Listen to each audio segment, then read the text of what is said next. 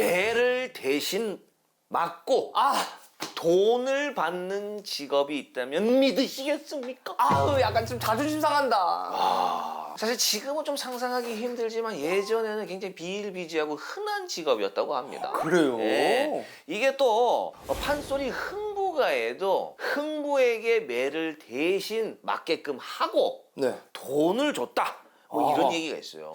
자, 이게 어떻게 된 일인 거 하니? 사실 이제 우리는 유교 민족이기 때문에 조선 초기에만 해도 이런 직업이 필요 없었습니다. 왜냐하면 유교의 대표적인 경전으로 꼽히는 예기에 보면 형벌은 사대부에 미치지 못하고 얘는 서인 아래로 내려가지 않는다. 이렇게 쓰여 있어서 그 당시에는 양반들이 죄를 지을 경우에 속전이라고 하는, 지금으로 따지면 벌금으로 대체하는 경우가 많았기 때문이라고 하는데요.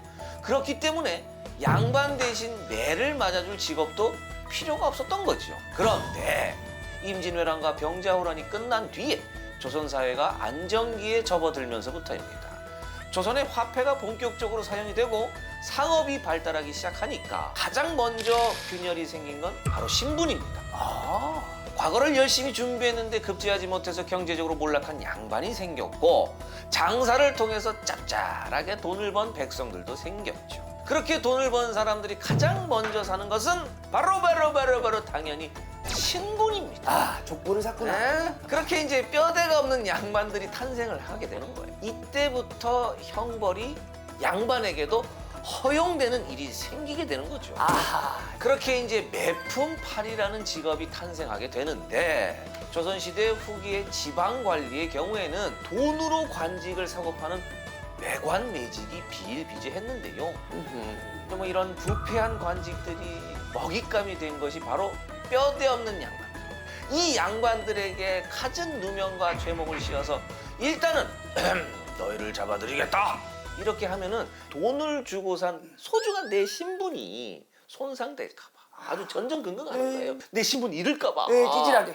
빨간 줄 그을까 봐. 그래서 대신 매를 맞아줄 매품팔이를 구하고 나서게 된 거죠. 또 다른 이야기가 있는데요. 매품팔이로 전전긍긍 살던 남자가 하루에 볼기 100대를 2탕이나 뛰었는데, 이야, 이거 엉덩이가 아주 나만하질 않겠네요. 근데 그날따라 매품 의뢰가 너무 많이 들어온 거예요.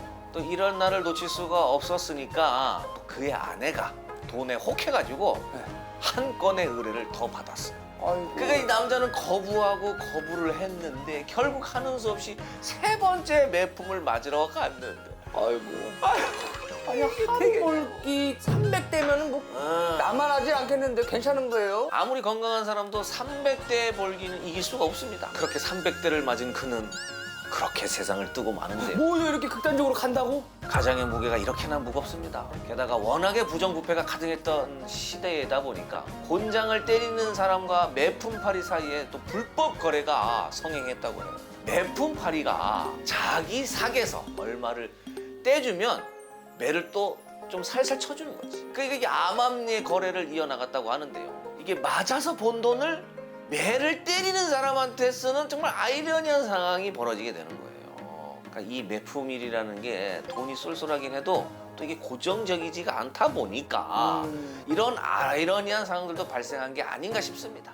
뭐 여름이고 겨울이고 매가 있는 곳에는 그냥 어디나 가던 매품팔이, 그렇게 맞아도 부자나 양반이 될 수는 없었던 그 시절 대표 극한 비정규직으로 인정합니다.